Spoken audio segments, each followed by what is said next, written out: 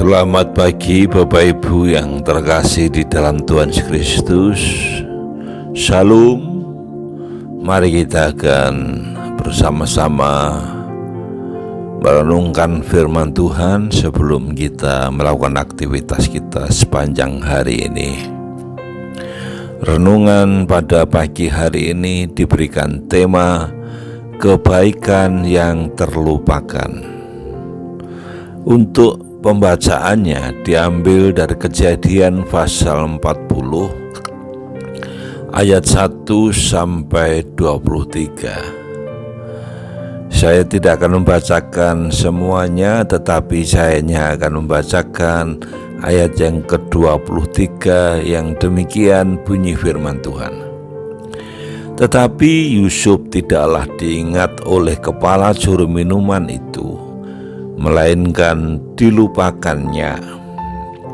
Bapak Ibu yang dikasihi Tuhan Yesus Kristus, setiap orang yang mendekam dalam penjara pastilah mempunyai kerinduan untuk bisa segera keluar, sehingga ia dapat menikmati kehidupan dalam kebebasan. Ternyata hal ini juga yang menjadi pengharapan dari Yusuf. Ia dimasukkan ke dalam tempat tahanan karena alasan yang tidak adil, yaitu akibat dari fitnahan istri Potifar, hamba orang Ibrani yang kau bawa kemari itu datang kepadaku untuk memainkan aku. Tetapi ketika aku berteriak sekeras-kerasnya, ditinggalkannya bajunya kepadaku, lalu ia lari keluar. Kejadian 39 ayat 17 sampai 20. Di dalam penjara itu Yusuf bertemu dengan juru minuman dan juru roti yang ditahan karena membuat kesalahan terhadap Raja Firaun.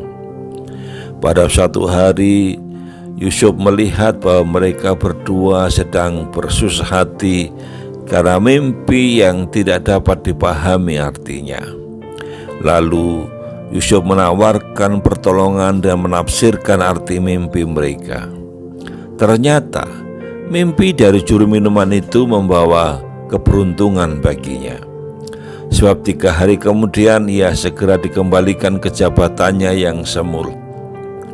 Sedangkan juru roti digantung mati karena kesalahannya.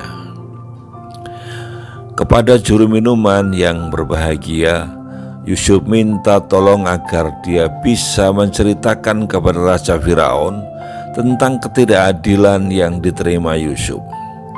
Siapa tahu dengan cara itu Yusuf dapat diperlakukan adil dan tidak perlu menanggung penderitaan penjara.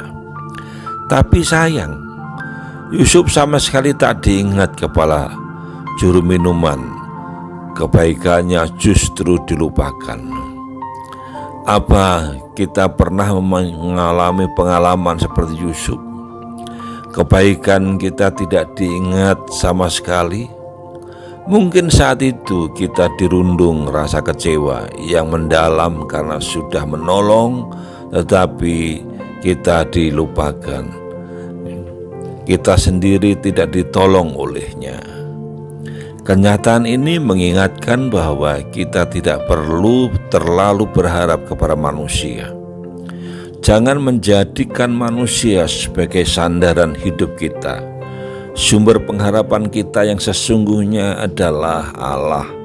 Mintalah pertolongannya, karena kita tidak pernah dilupakannya. Jangan menjadi orang yang menggantungkan harapan pada sesama manusia, karena tidak ada jaminan bahwa ia tidak akan mengecewakan kita. Oleh sebab itu, mari kita terus berpengharapan kepada Allah, karena Allah selalu menolong kita dan kita senantiasa bergantung kepadanya. Dan mari kita menjadikan hidup kita benar-benar berserah kepadanya. Kita tidak menjadi orang Kristen yang mau berbuat baik kepada orang lain tanpa pengharapan balasan. Inilah yang harus juga kita lakukan. Mari kita akan berdoa.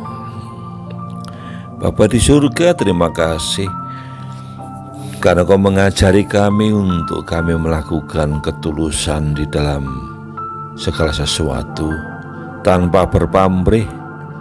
Oleh sebab itu kami menyerahkan dalam tangan kuasa-Mu. Biarlah kiranya Engkau sendiri akan terus menolong, memberkati kami, khususnya sepanjang hari ini aktivitas kami percayakan kepadamu. Apa yang akan kami lakukan, Tuhan ikut campur tangan. Dalam nama Tuhan Yesus kami menaikkan doa ini. Haleluya. Amin.